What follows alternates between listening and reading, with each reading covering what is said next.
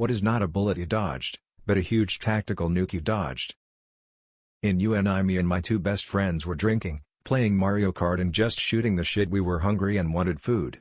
I said let's just make a tombstone pizza because we've been drinking and most delivery services were closed at 1:30 a.m. One said he's fine to drive, I said no bad idea. He got the other guy to go with. McDonald's usually doesn't take 2 hours to get, so eventually I went for a scooter ride since McDonald's was less than 2 miles away. I noticed there's a taped off spot on the bridge right before McDonald's with a crane, cops and an ambulance. They curbed the car and drove it off the bridge and into the shallow creek top first and died on impact. I dodged the nuke of death but ate the bullet of survivor's guilt for nearly 5 years. Edit, whoa, was not expecting all the upvotes, awards and positive feedback. Thank you everyone who read this and felt something, because life is tough and you never know when it's the time. Have a nice day and thank you all. Edit, based off the comments I guess I have a few things to add. 1, I am doing good. Depression and fear of driving lasted a pretty long time. Moving back home for 2 semesters helped a lot versus being alone in the college apartment we shared. 2, it's those old Razor scooters that you kick, not a moped or electric scooter. 3, I took the keys of the driver but he had a spare key and they left when I went to the bathroom. Got to the living room and they were gone, looked out the window and his car was gone. Verbally said Fouquet what an idiot, his dad is going to be livid if he gets pulled over. When I was 11 I started losing vision in my left eye, and eventually went completely blind in about 2 to 3 weeks. After lots of testing we found that I had a brain tumor in my left optic nerve that would likely spread quickly. They gave me a year and a half to live in the best case scenario with treatment. They got the eye surgically removed, started my on radiation and chemo, and luckily I responded well to it. Cancer's long gone, am now a cyclops, and happy to be disease-free. 24 years old, had a pesky sore on my tongue that was really bothering me. My boyfriend's dad was a dentist, so when I was over at his house one night I asked him to take a look. He recommended I go see an oral surgeon the next day for him to check it out. The next day I decided it was feeling better, so I tried to cancel my appointment but my boyfriend's dad insisted I go. I went, and the oral surgeon pretty much diagnosed it as cancer on the spot. It was aggressive and by the time of my surgery to remove it, it had already spread to multiple lymph nodes. They ended up removing over half my tongue followed by chemo and radiation. Given how aggressive it was, I often think that if I had put off the doctor's visit any longer I probably wouldn't have survived. I'm coming up on my 10-year anniversary in January. We went to Thailand in 2003 for Christmas. I spent a number of years there in the early 90s as a kid, and loved it so much that we were gonna do it again the next year.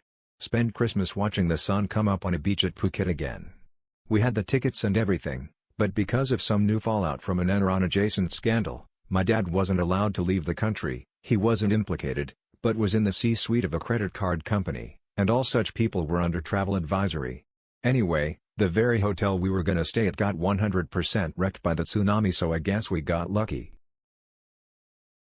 I had just moved to Colorado by myself and for whatever reason my mom was encouraging me to get out of the apt and go see the new Batman movie. That was the night of the theater shooting, and not only was that the theater but it was also the showing I was considering going to. I stayed up late playing League of Legends instead and woke up to a lot of texts and missed calls. Probably not ideal for my family's blood pressure that I slept in pretty late that day too. The second floor of the house I was renting collapsed a month after I moved out. ETA, apparently a water pipe sprung a leak shortly after we left. We weren't in any trouble. There was an apartment I really wanted but at the last minute I found a slightly better one. The apartment I almost moved into burned to the ground a month later. When I was 16, I had a good friend whose father was a wealthy businessman of some kind. This is Chicago and I guess his dad started screwing around with the wrong guy's woman. My friend told me it had something to do with the mob or a mobster's wife. I never knew for sure, but do know that I saw firsthand his dad get threatened, at a tennis court of all places, by 2 well-dressed clearly Italian men who drove up in a black Cadillac. I was sitting right there with his friend as they talked to him and it was exactly as I imagined it would be in the movies. My friend said there was a contract on his dad.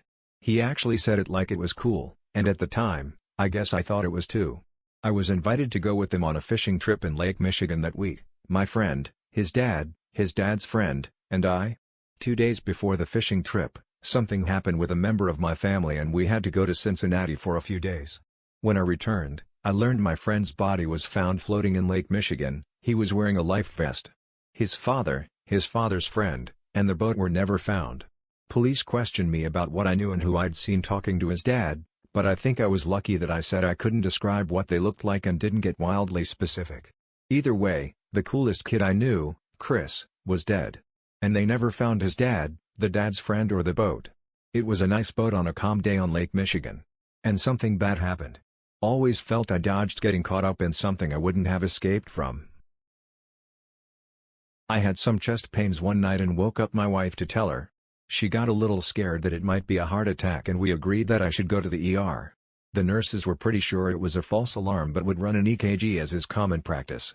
In my head I was hoping that the chest pain would come back, not to prove a heart attack, but so that we can find out what the chest pain was.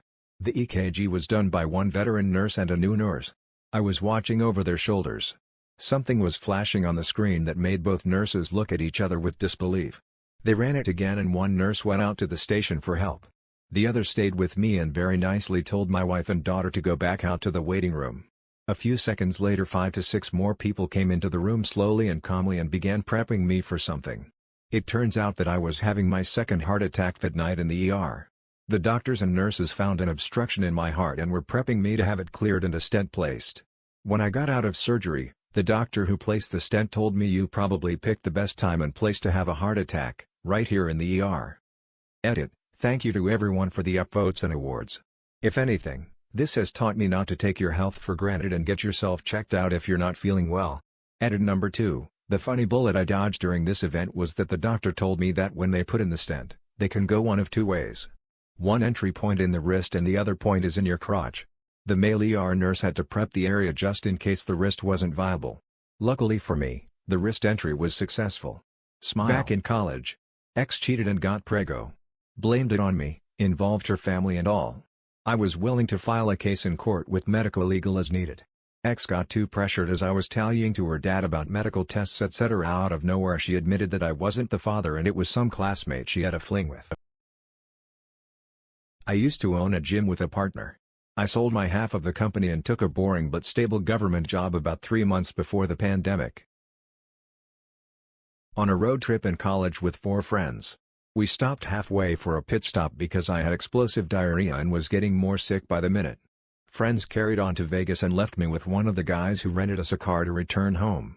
The friends that carried on got into a rollover, 1 died, 2 will be injured for life.